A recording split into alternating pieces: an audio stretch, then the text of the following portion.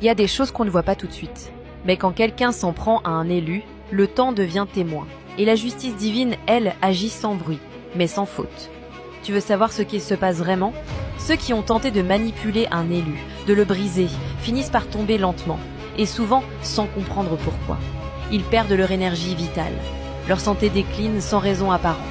Les migraines deviennent chroniques, le sommeil disparaît, et l'anxiété s'installe comme une punition silencieuse.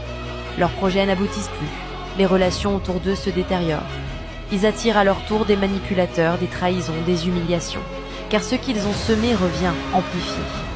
Certains perdent leur travail, d'autres sombrent dans la solitude ou se heurtent à des échecs inexplicables un à un. Tout ce qui semblait stable s'effondre.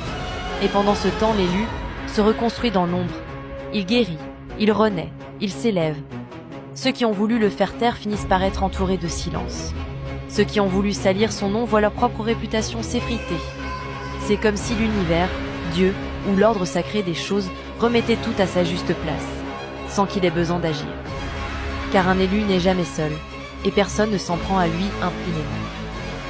Et quand tout semble s'écrouler autour de ceux qui l'ont blessé, l'élu, lui, retrouve sa verticalité.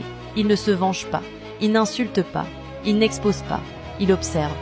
Parce qu'il sait que ce n'est pas lui qui fait tomber, c'est la lumière qu'il porte. Et cette lumière, elle ne pardonne pas l'injustice. Elle révèle, elle purifie, elle coupe. Et dans ce grand rééquilibrage silencieux, ceux qui ont voulu le détruire finissent par être confrontés à eux-mêmes. C'est là leur véritable enfer. Regarder leur vie se fissurer sans plus pouvoir accuser personne. Regarder l'élu briller là où il l'avait enterré.